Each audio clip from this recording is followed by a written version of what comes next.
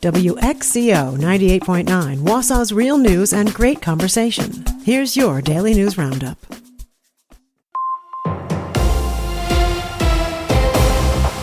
For WXCO News, I'm Isabella Nieto. The boxes and bows have been torn open and cleaned up. Now it's time to return the gifts that aren't quite right. Melissa Kay reports.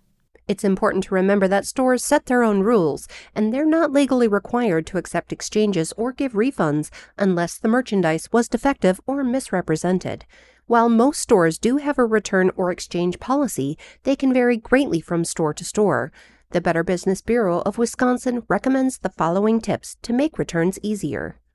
Research retailers before trying to make a return. Keep your receipt and packaging.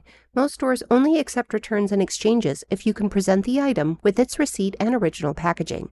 Always include a gift receipt with items you give and hold on to any gift receipts you receive. Know the rules for returning gifts without a receipt, as this can be tricky. Without the receipt, most retailers offer store credit or an exchange rather than a full refund to your original method of payment, especially if the item is marked down or on clearance. Bring your ID. Many stores ask to see your ID when you return an item to avoid holiday return scams. Sometimes retailers require you to bring your ID and the original form of payment, so you may need help from the gift giver. Make returns in a timely fashion. Almost all return policies are valid during a specific time period. Some stores modify their return period during the holidays.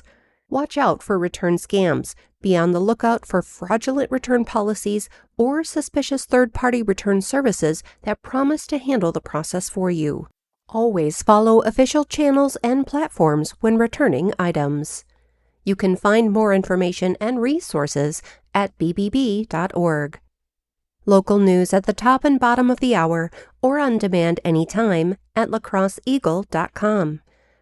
The Wisconsin Department of Natural Resources is sharing results from the state's 2025 elk hunting season. According to agency officials, the season ran from October 18th to December 19th and resulted in the harvest of 12 elk. Agency officials are also reminding hunters that they will begin accepting applications for a 2026 elk hunting license on March 1st.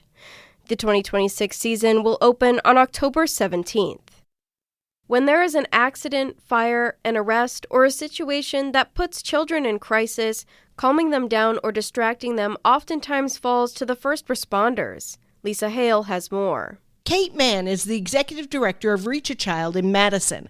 Her organization supplies first responders with bags filled with books to help them connect to children in crisis. And this is a way that we can help to comfort them and also distract them, take their mind off of the crisis at hand versus, say, a stuffed animal, which, it can comfort in its own way. That doesn't really distract from the crisis. But when we can get them engaged in a book, that really helps to calm them down. Reach a Child applies for grants and seeks donations at reachachild.org to cover all costs. Speaking as a first responder, our budgets are pretty tight and we don't have extra money to spend for books, right, to hand out to kids in crisis.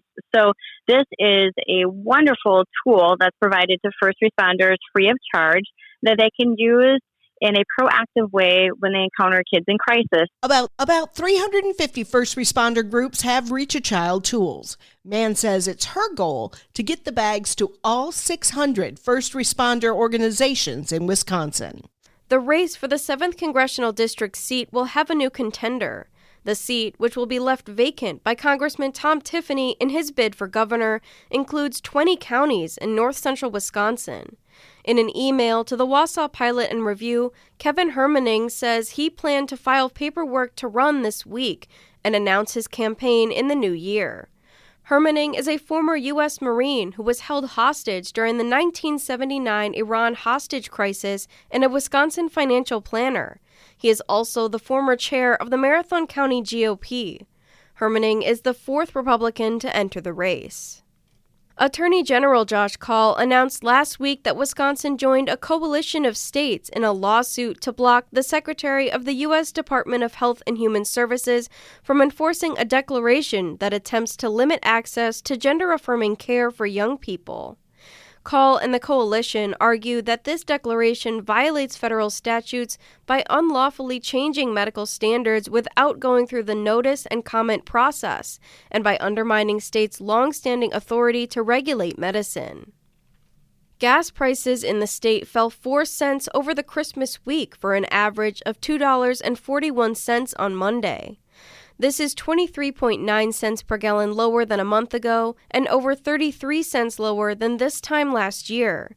Prices across the state range from $2.05 to $3.01 per gallon, a difference of 98 cents at stations in Wisconsin. The national average also dropped, marking the 5th straight week of a decline in overall gas prices. I'm Isabella Nieto for WXCO News.